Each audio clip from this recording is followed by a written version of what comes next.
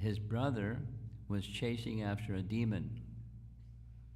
And the demon went into a cave. And then Vali said to Sugriva, "You stand guard. And don't let anybody in. I'm going to go deal with this demon." And so he stood there for a whole year, faithfully. And at the end of a whole year, a big gush of blood came out of the cave. And he thought, uh-oh, looked like my brother got killed. So he put a big boulder in front of the cave so that the demon couldn't come out. But it wasn't, Vali had killed the demon, and he put a big boulder in front of the cave. And so he went back with the understanding that Vali had been killed. And so he became the king. The Vanaras wanted him to be the next king. So there he is, being the next king, and lo and behold, Vali came. He pushed the boulder away, and he found his brother sitting on the throne. And so that was the cause of the conflict between two brothers. But it wasn't an offense, it was he did what he thought was the right thing to do. It wasn't so bold and brash. However, so that wasn't the wrongdoing or the offense that made Vali and Sugriva undistinguishable. The undistinguishable was the offense of Sugriva and the offense of Vali. Now the gravity of Vali's offense cohabiting with his brother's wife, which later Ramchandra spoke to him about, spoke to Vali when he was slain, before he died.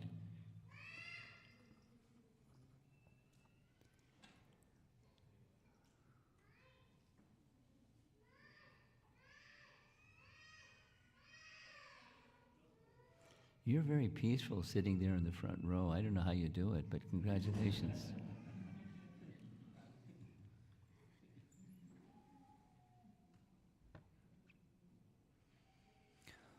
One thing I've learned is when a child screams, the mother knows that's my child.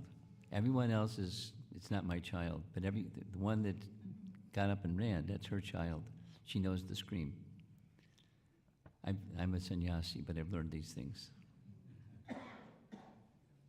And it's, all cultures of the world, doesn't matter. So, back to the offense of Sugriva, it was an offense.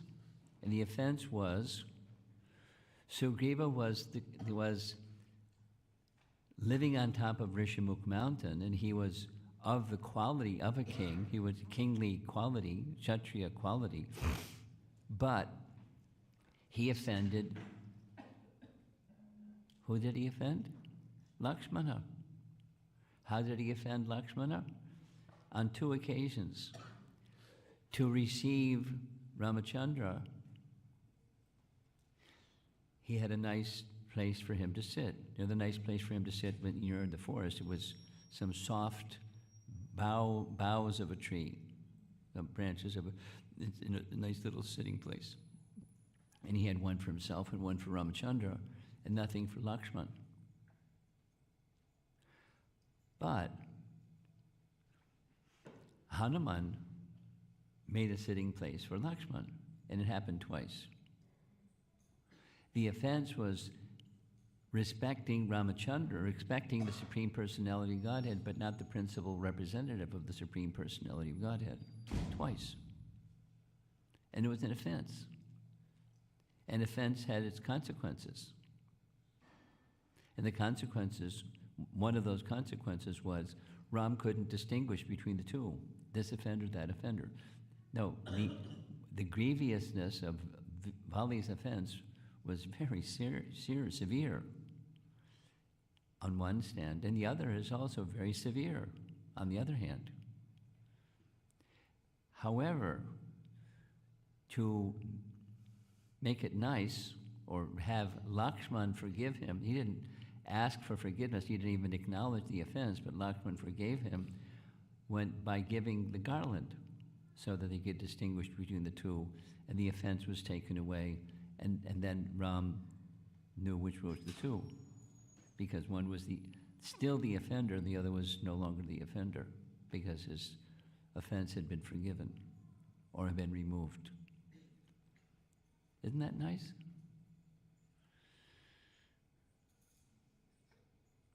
There's another nice on top of that nice. Once he was forgiven, Ramachandra or Hanuman or anybody or Lakshman, no one made reference to that past mistake. That was it.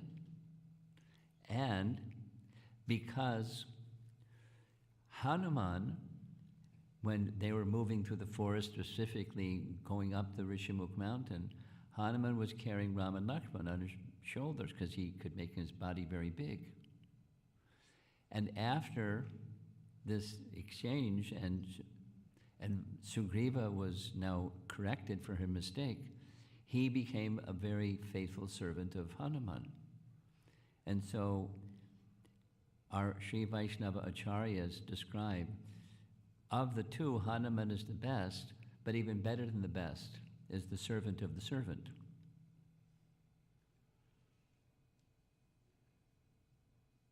So Hanuman, you can't find a better servant. And Sugriva took the position of being the servant of Hanuman. So he became, in the eyes of Ramachandra, even more exalted, if there is such a thing, because of his humility and his mood of service to one who was serving him very faithfully. Now that's Sri Vaishnava Acharyas. However, our Acharyas teach the same. Gopi Bhartur Padakamalayur Das Das Anudas. There's symmetry between different sampradayas because it's the same Supreme Lord. It's the same mood of pleasing the Supreme Lord. So that's a little distraction from the four obstacles. Now we'll go to the four obstacles. And Hanuman, as you most likely know, Hanuman is still present within the material creation. When Ramachandra left, he made a request of Hanuman, you stay. You know, the servant wants to serve whatever the master wants. Even if the master wants to depart, the same thing happened with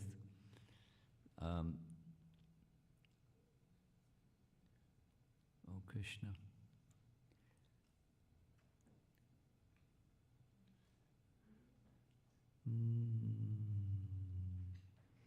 Yes, Uddhava. Yes, Uddhava. Uddhava wanted to go with Krishna, and Krishna gave him some service, so he did the service. It didn't mean he stopped wanting to be with Ramachandra or wanting to be with Krishna, but service is everything for the devotee. So if you have some service that's going to last for your life, consider yourself very fortunate, because that's for life. As long as the body is fit, you do that service. Unless the service has changed, then you change. So Hanuman had a service, and that's glorify the personality of Godhead. That's what we see in this image here. So when Ramchandra left, he gave Hanuman the service, and specifically in Ramayana. As long as the mountains last and the sun shines and the rivers flow, continue chanting the glories of Lord Ramachandra. And so he does. In different venues, but one of those is described in Canto 5, Kim Purusha Varsha, one of the tracts of land in Jambudvip, and there he is, singing. He has some associates with whom he sings the glories of Ramachandra, and that's his happiness, singing and dancing, very similar to ISKCON, just the mood is a little different. Here's a nice reference by Jamunacharya, again, Sri Vaishnava Acharya. Hanuman, you are the Lord's servant, friend, carrier, seat, flag, canopy, and fan. You embodied the three Vedas. Even in the presence of Garuda, you are graced with the honor of massaging the Lord's lotus feet. So Hanuman is loved by everyone. So now there are four obstacles. The circumstance goes as follows. After Sita, we heard yesterday, after Sita was kidnapped, she was coursing through the air. Jatayu was killed by Ravana, but Ram heard from Jatayu before he left his body which direction they were traveling in, so they went in that direction. Many things happened. Then they found Sugriva, because that was Kadamba's advice, take the assistance and make friendship with Sugriva. So finding Sugriva, they made friendship. And the Vanaras were divided in four directions to find where Sita was after Vali was killed. And then Hanuman and Angada, the son of Vali, were sent in that direction, the southerly direction, Jambavan and many Vanaras. But they went to the full extent of the tip of India, and they couldn't find Sita. So they decided to fast till death. And many things happened after that. The elder brother of Jatayu, Sampati, who had his wings were burned in protecting Jatayu long ago. He was sitting up on a rock and he saw lunch. He saw Vanaras fasting till death, and he couldn't fly. So what's he going to do to maintain his body by eating? And vultures eat carcasses of dead bodies. So he was just going to wait till they died. But then he was listening to them speaking, and he heard the name of his brother. So he hopped down the mountainside and got closer to hear what they were saying. And then, a conversation. He said, I can see where Sita is. She's across the sea. But I can't fly there to verify, but I can see her. She's in the Ashok Grove of Ravana. So there was this discussion, the discussion. This is all the story. Everybody knows the story. Hanuman was the one identified, particularly by Jambavan, as capable. But he had forgotten his powers by a curse of the sages. By Jambavan reminding him, he remembered. So he's ready to jump. So that's where we are. He's preparing himself. But in preparing himself, he offers prayers first. And this is one of the few places in the whole of the Ramayana where we find who was the guru of Hanuman. How did he get the eloquence and the understandings and everything? His guru was the sun god. And so he offers prayers to his guru. He offers prayers to his father, Vayu. And he's readying himself on top of Mount Mahendra, offering his prayers, getting ready to jump. There's a very lengthy description of he's crouching and he's living entities come squeezing out of the mountain and ready to jump, and and then he jumps. And there are the Vanaras down below, and he's ready for whatever comes his way, and he meets, of course, as life has it, we meet obstacles. And each one of them represents a mode of nature. That's one of the considerations. So the first one was Mainaka. And Mainaka had a golden dome on top of this mountain. The mountain came rising from the sea with a big sound blocking Hanuman from travel. And here's the little history. The god of the ocean, Samudra, observed Hanuman flying above him. He considered how to render him a service, thereby pleasing Ram himself. In his depths, the ocean, there was a large mountain named Mainaka. The ocean god approached Mainaka and asked him to rise above the waters, offering his peaks to Hanuman as a resting place. Long journey, take a little nap. The mountain ascended and began to grow upwards.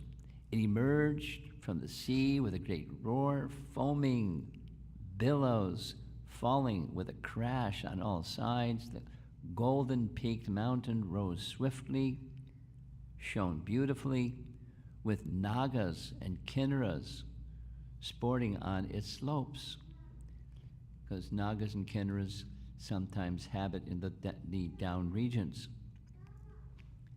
Hanuman saw the mountain ahead of him, filling the whole sky, and he thought it to be an obstruction.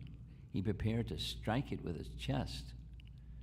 The mountain deity assumed a human form and stood on its peak. "Oh, Hanuman, requested by the god of the seas who wishes to serve Ram, I am here to offer you shelter."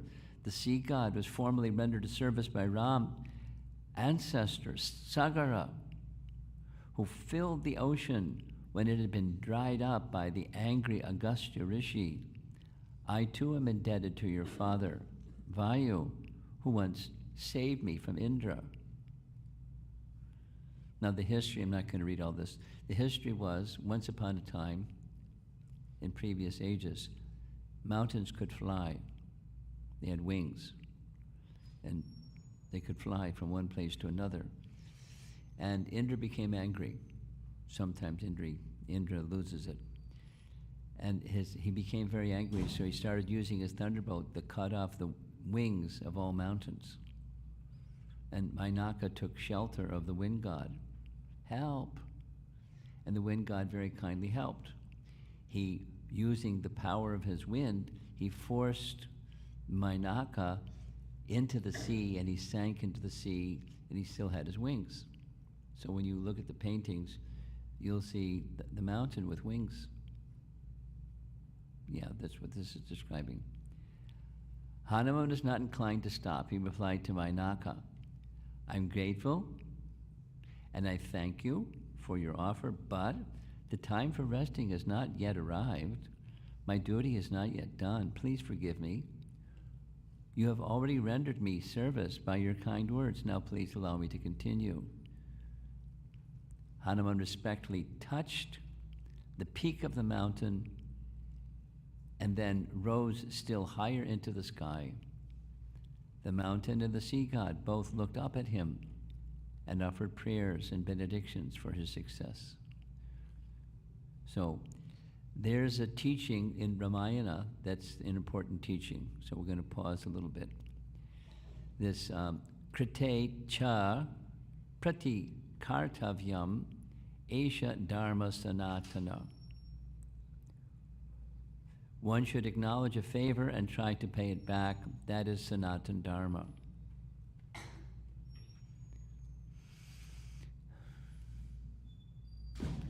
I have to be careful not to tell stories because of the time constraint. A quick one.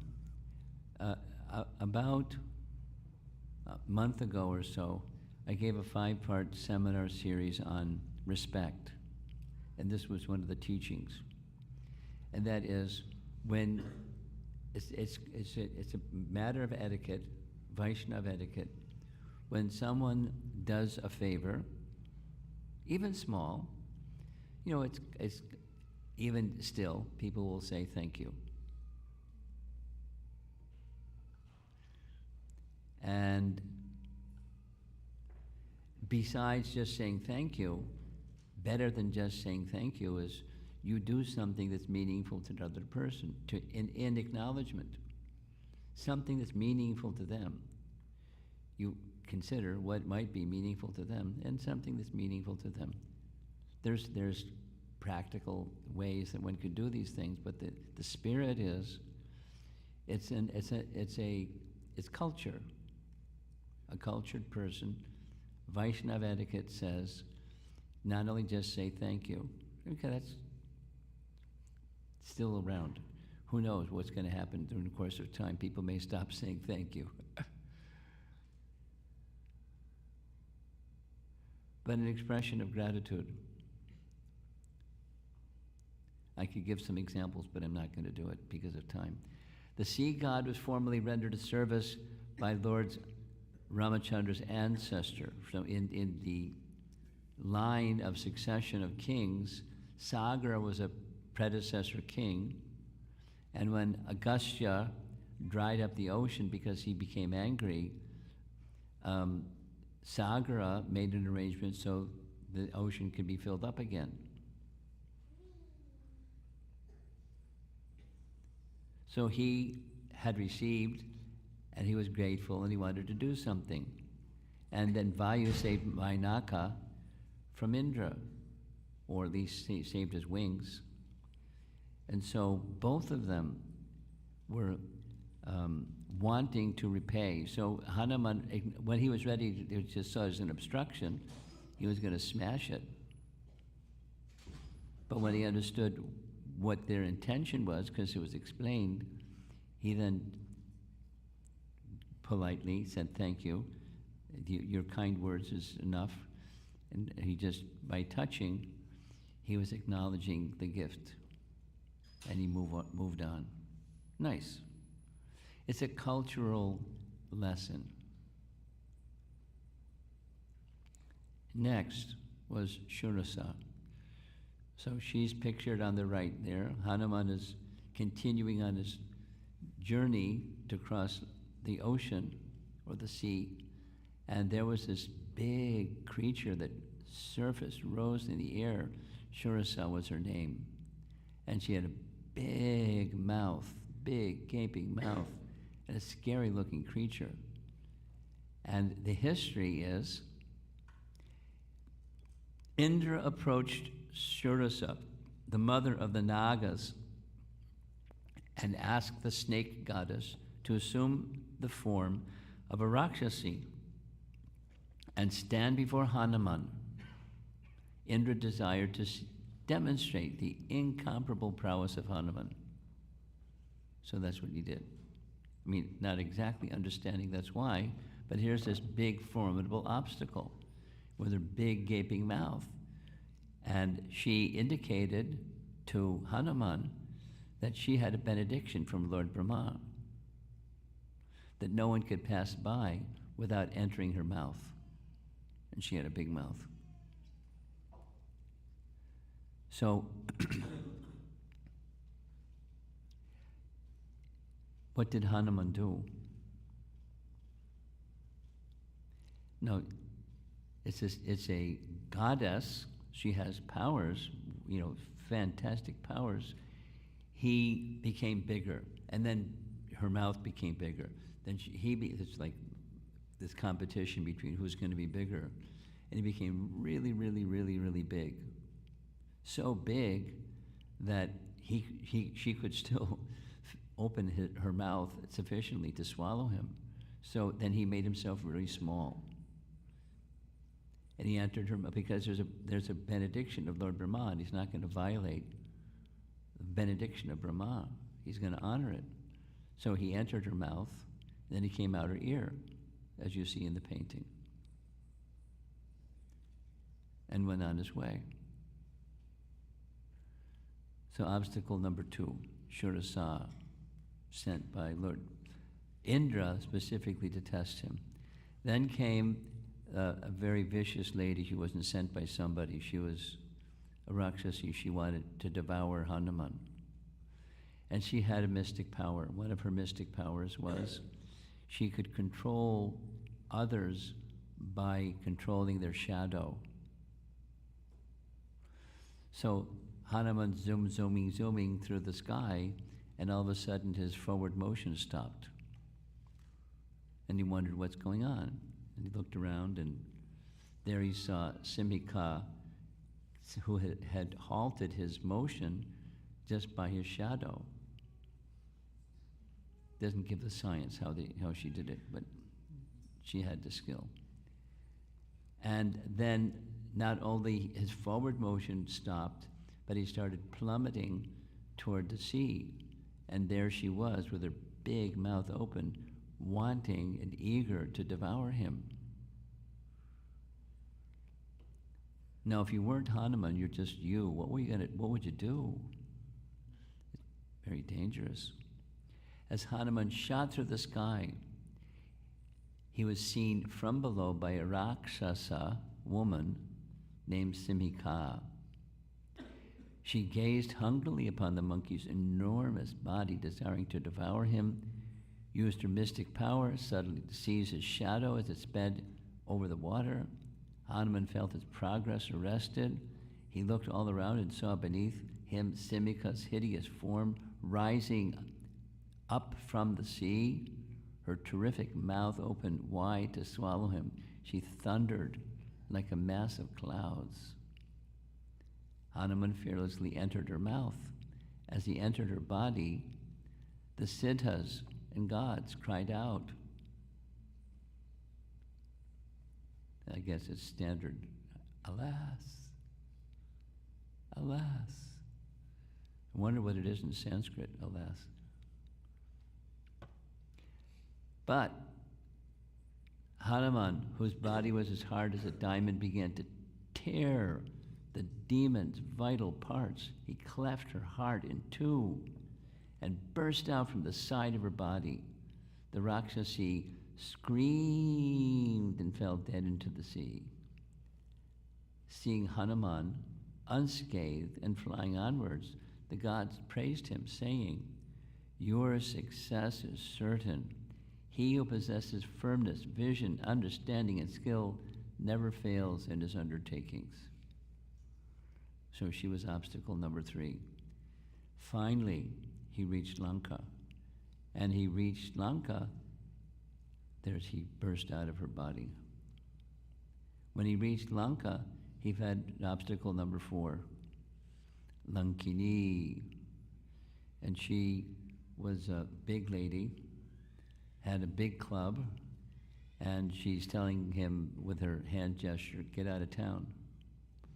No one's allowed to enter. This is the gate to enter into Lanka, and I was posted here by Ravana. He's my master, and he doesn't want anybody coming into Lanka. So I don't know where you came from, but go back where you came from. Leave at once." Now, Hanuman was polite, but he's not going to leave at once. So, he tried reasoning with her a little bit. There was no reasoning with this lady. And so he decided, when she started to confront him, he decided to give her a gentle tap.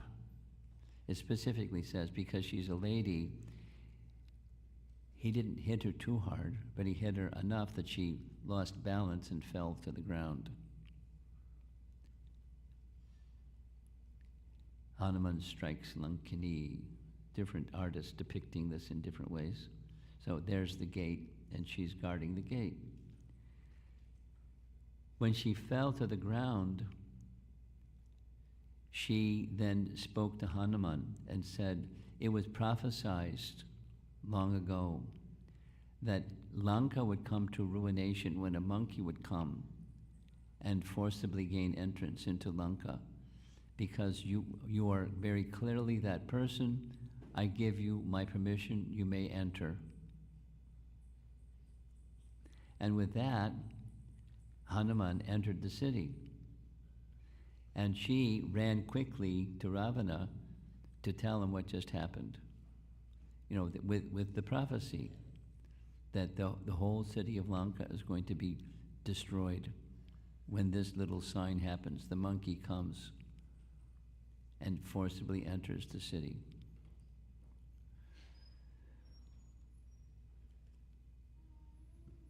So I was in some anxiety. Maybe I can tell some more stories, because this is the final slide.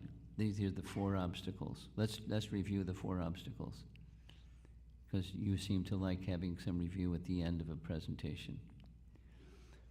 Hanuman, when you look at, there's a list of the 9 rasas and personalities that correspond with each one of the 9 rasas. And most of them, almost all of them, are personalities from Krishna's pastimes. But one of them is Hanuman. He's not from Krishna's pastimes. But there is a pastime with Hanuman and Krishna. Hanuman and Govardhan. That's another story. But his feature is dasya rasa, all the way. Never anything else, never anything else, never anything else. He's just the servant. When he understands Ram wants, that's it. And he has powers, invested powers by Vayu, but invested by the sages. And he big and small and powerful and you name it. There's nothing he can't do. But he'll only do what Ramchandra will be favorable for Ramchandra's service. And he has the intelligence to discern what's favorable. And don't do it that way, do it this way, etc. He's very refined personality, although in the body of a Vanara, a body of a monkey. So, therefore, it was he, Ramchandra gave him his signet ring, or a ring, his personal ring, to show to Sita, when she sees you, she's not going to trust you. She's been with Rakshasas and she won't know. So show her this. He did many things before that, but then that was confirmation. He's the representative of Ramachandra.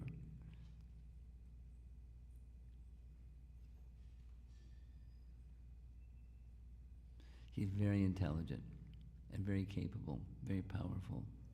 So he was sent in the direction of the 4 directions that was told by Jatayu. That's the direction that he went. And then the Vanaras saw that was the direction that Ravana was taking her, the same direction, the southerly direction. But when they got there, this is review. Who's going to find Sita?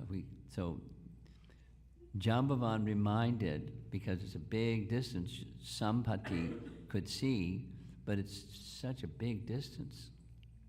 You know the story. Different Vanaras were asked, how far can you jump, how far can you jump, how far? But no one could do it. Or one could do, but he couldn't come back. So that's not good. But Hanuman was able, and he did.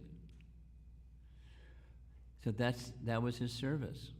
It just, very simple. Find Sita. Confirm that she is well and safe. And inform Sita, Ramchandra will soon come and redeem you. Mission accomplished. By that very simple act. And of course he went beyond simply informing Sita, because he did some other things after he informed Sita.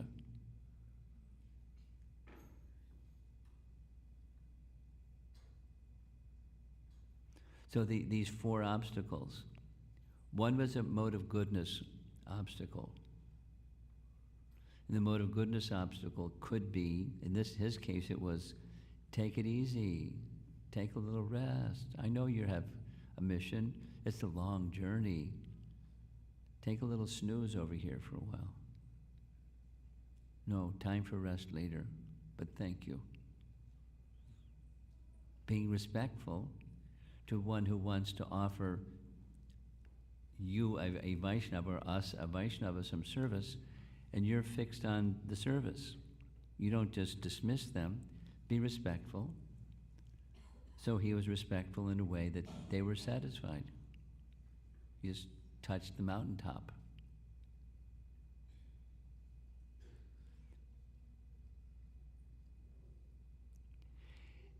It takes grace and finesse when somebody does something and to not dismiss them or, or become the enjoyer of that something, just, to let it not distract you.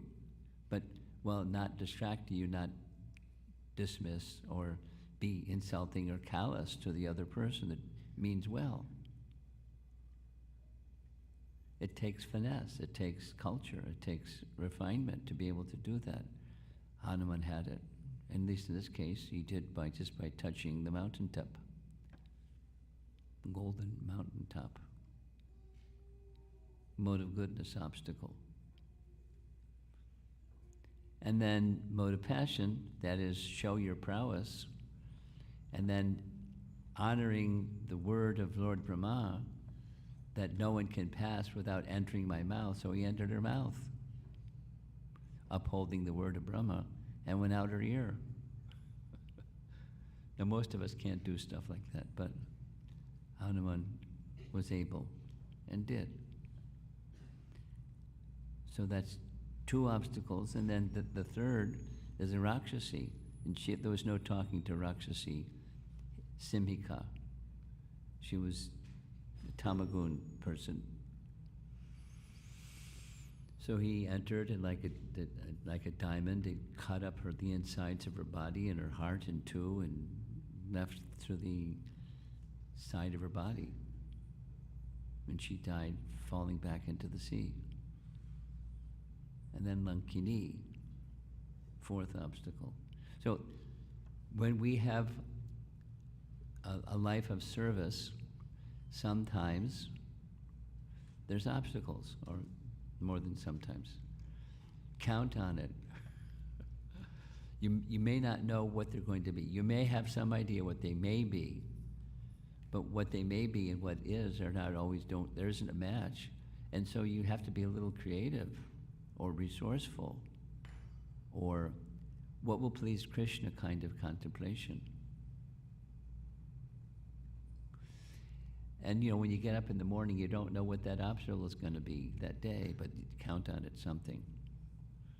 One of those happened to me this morning, without all the detail.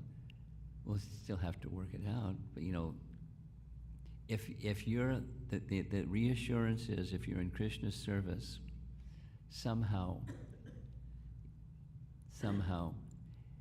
and it may not be at all what you think the somehow could be, should be, would be, but ultimately, Krishna has a plan, and we just follow Krishna's plan. Be thoughtful, and all those considerations. We made some decisions. Each of us, we're always, every day, making decisions.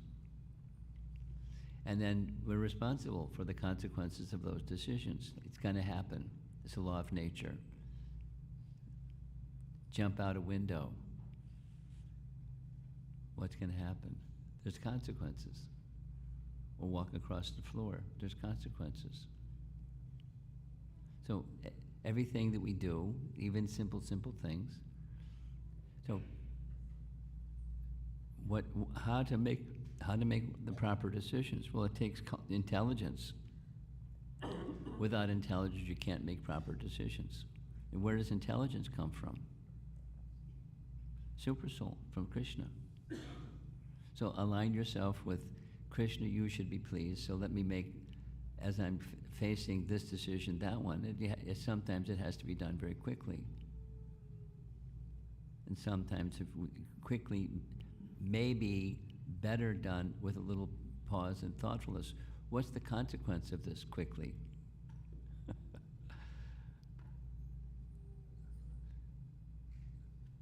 Life teaches us lessons like this. And ultimately keep on track. As Hanuman kept on track. He had a mission. He had a service to do. And he carried it out with obstacles. And there were more obstacles after these 4, but these were the first 4. Sundarakanda is a nice lesson. Of course, the story itself is charming and captivating. It's easy to read and get absorbed in the story. but it's more than the story. There's Dharma and the mission of life, lessons. It's really nice literature, transcendental literature. Okay, I'm looking at the clock, and the clock says in something like 10 minutes we have to end, because there's a strict rule about when we have to end and do the next thing. So let's see if there's some discussion. Yes.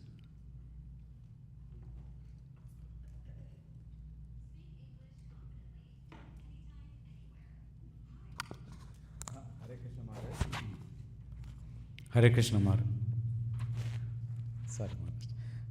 Hare Krishna Maharaj. Hare Krishna. So wonderful class, Maharaj. Very thought-provoking. We all know the story too. It's nice to tell a story everybody knows. Yes, Maharaj. So Jambavan reminded Hanuman about his powers. Yes. So is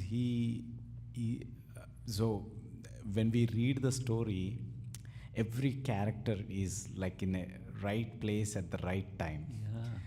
So Jambavan never reminded, like even though he was traveling with Hanuman, Yeah. he was at the right time. He like provoked Hanuman. Yeah.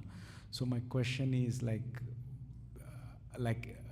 you can travel, you can pass this ocean, you can jump and everything. Yes, right. So like why he is not before he did not? Why didn't he tell him earlier? That's your question? Yes, yes, Maharaj. Well, where does intelligence come from? And then Super Soul prompted him, and Super Soul didn't prompt him. For purposes of Leela, for purpose of Ram's pleasure. Now, could Ram's pleasure have been met by other ways? Sure. That was Ram's pleasure, so it happened that way. That's a very simple way to understand. The flow. I mean, it's Leela and it's Rasa both. And the flow of the Rasa is, I like this metaphor, it's like the waves of a river. It's the same water, but sometimes the water wave goes up and sometimes it goes down. Sometimes it's very calm and sometimes it's turbulent, sometimes and sometimes. You know, there's forces of wind and other forces that make things move. But behind it all, with rasa, that's the purpose of any of the avatar's appearance, is to stimulate loving relationships with his devotees and reciprocate loving dealings with his devotees in different ways. So Jambavan gets the spotlight in the way that he gets the spotlight because it's Krishna's, it's Ramachandra's pastime. And so that Hanuman's glory can be understood, it happened the way that it happened. And the obstacles the way that they happened and so forth. It's just lessons, you know, dharma and rasa flowing very nicely. That's my little ability to understand things like this. Why do things happen the way that they happen? Why not some other way? We learned reciprocation with his devotees, and he likes it like this. Thank you, Maharaj. Yeah. All the way in the back. Yeah. You have more something question. else? Yeah, something else. All modes of like goodness, passion, and ignorance. So for ignorance, it's the Rakshasa Simhika. Yeah. And lot of takeaway lessons for devotees. So we have to cut our ignorance to proceed well in the bhakti. Yeah, I mean, different behaviors and speech may be chosen, but for me at least, the main thing is there was no negotiation. There was no conversation, it was just action. Because Hanuman understood, this lady is who she is, and there's nothing to do but what needed to be done. And he did the needful. Hare Krishna Maharaj. I go. I was wondering, when we do our service to Guru and Krishna, what are the symptoms that Guru is pleased? What are the symptoms that? The Guru is pleased. Are there certain symptoms? Oh, what are the symptoms of it? Yeah. How do we know that Guru is pleased? Yeah. That's your question? Yes, Maharaj. He'll smile.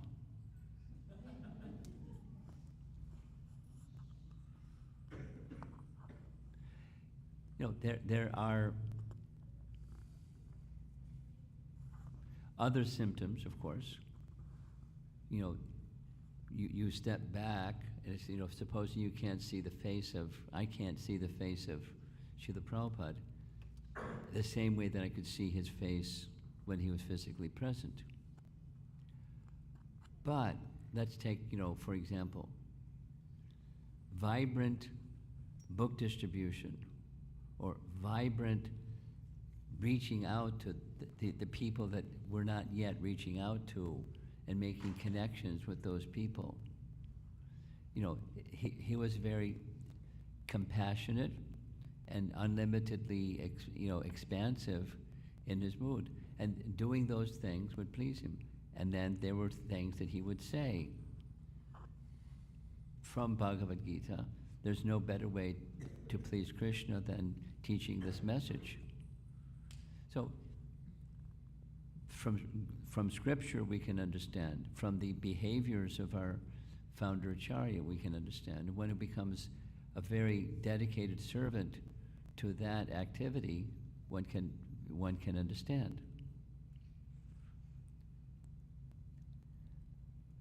I mean, book distribution is a really nice example, because many of us, myself included, dedicated a couple of decades to just doing that. And from what I was to that, if someone said, what you're going to do for 20 years? I said, no. But because Prabhupada made it very clear, he was very pleased. And devotees that did it, did that service, they're very pleased. And today, there are devotees that do that service. And we know that, back to your question, our founder Acharya is very pleased, and those that hold their founder Acharya's wishes dear to their heart, they're very pleased. So those are symptoms. Yes. Hare Krishna Maharaj. When I was listening to Ramayana in general, it seems like a no-brainer that the Vanaras would, follow Lord Ram as a leader. But we don't have the luxury of having leaders like that. So how do we know what to follow or how to follow? Well, follow those that you know who are following. Those that are faithful followers, follow them. Do you have a problem finding a faithful follower?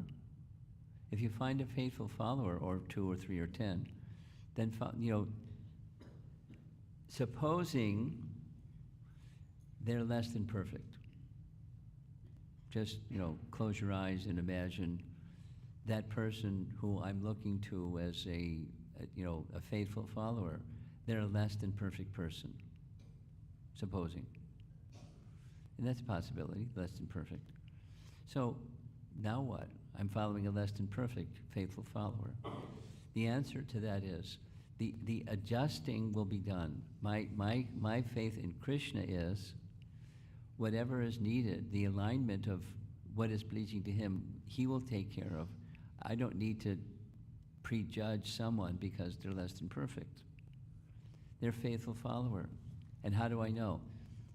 Day after day, month after month, year after year, their dedication to the mood and the mission of disciplic succession is consistent.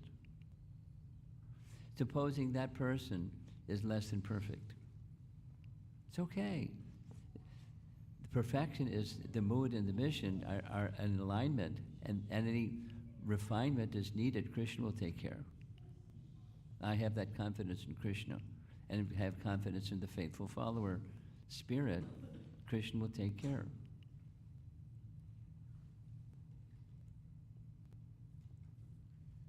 So that I understand that spiritually. It makes sense, you know. I'm with you. Yeah, but Yeah, but materially, if I have goals, who do I know who to follow? oh, materially, if you have goals, materially, we're not speaking spiritual goals.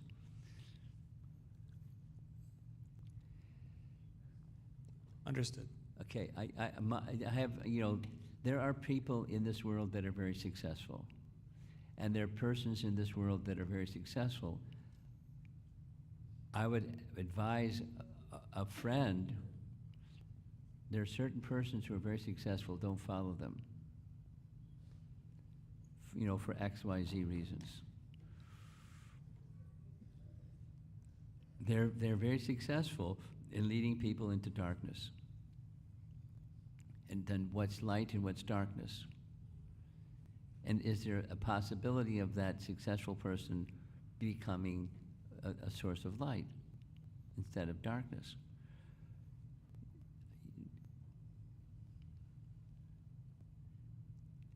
So you looking for, you know, role models in the material undertaking.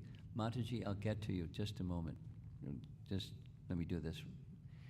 Finish this first. Where's the a saying that Bhaktisiddhanta made, one of his many that I really like, is something that goes like this. It's not verbatim. Many people, they have the capacity to think of the first move and second move, but they can't think beyond that.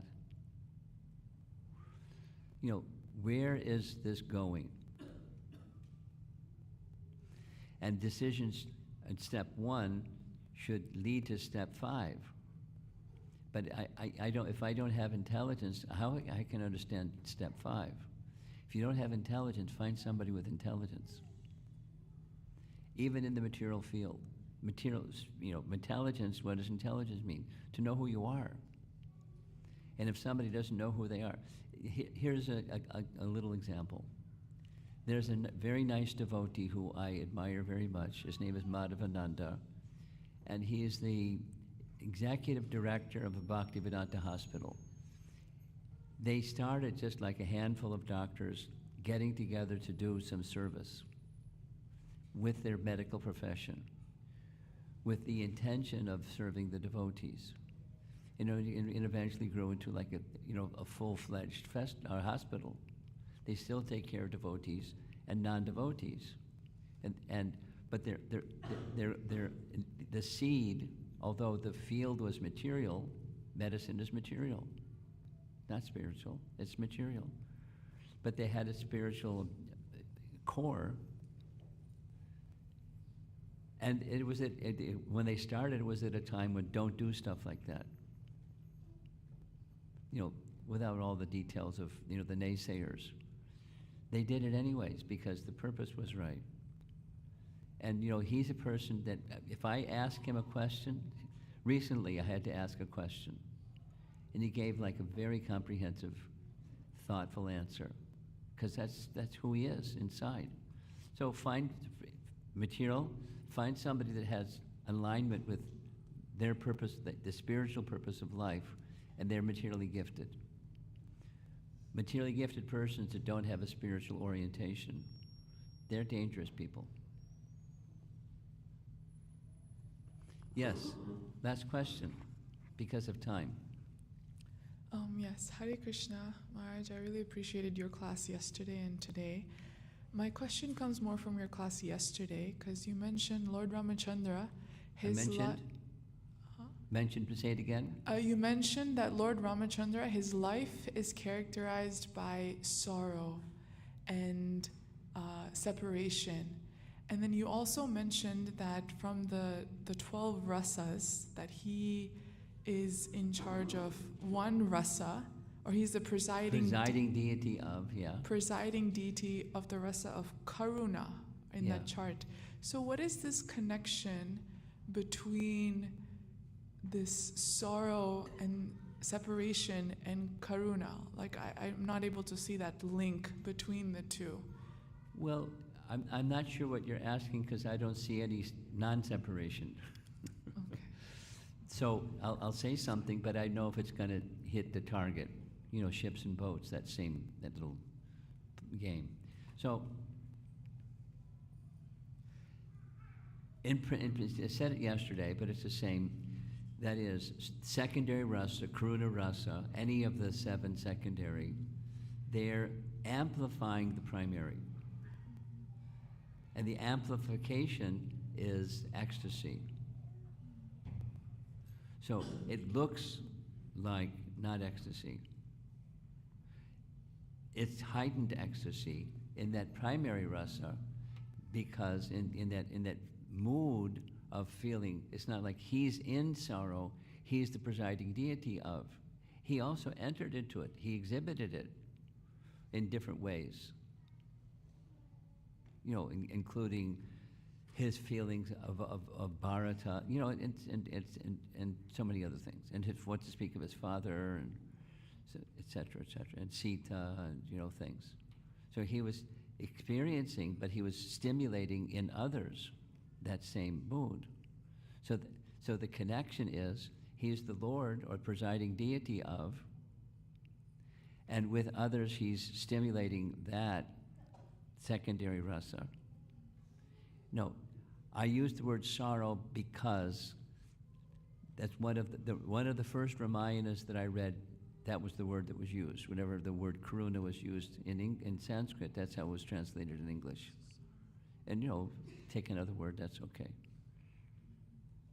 But it's an emotion when it's centered on the Supreme in this stage of one of the primary rasas. It's a type of ecstasy. That's all of the 7. It's a type of ecstasy. Astonishment. It's another. Adbhuta rasa. So it heightens, it stimulates. Now, that probably doesn't answer your question, but I don't see any disconnection, the overlap between secondary and primary. It enhances the primary, including sorrow.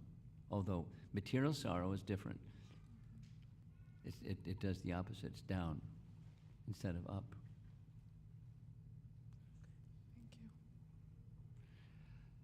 I think we have to end. There's what? One online question. Online question. Do we have time? I'm looking at the clock. One more question. This is it. Hare Krishna Maharaj. The question is, in spite of undergoing fire test, In spite of undergoing, fire test, like what's the word? fire, Fire? Fire test. Okay, fire test. why Sita has been banished from Ayodhya?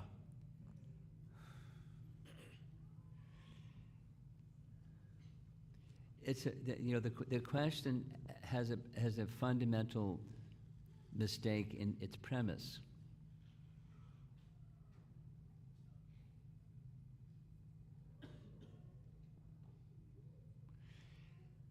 Was Sita banished, or was Sita protected?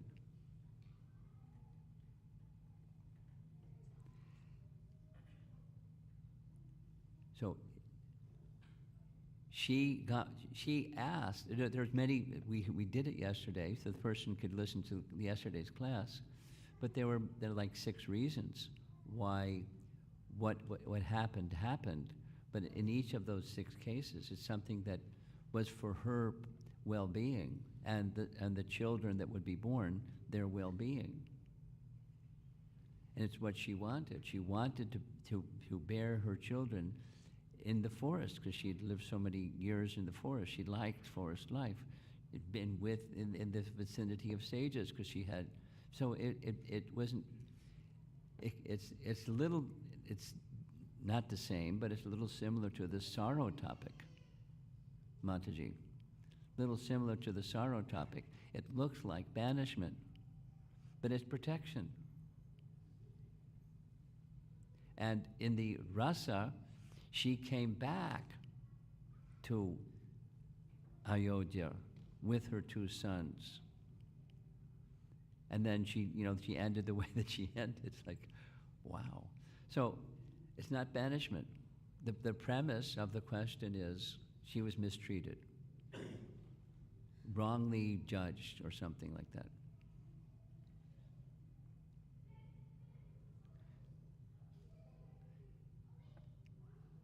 We have to end, right?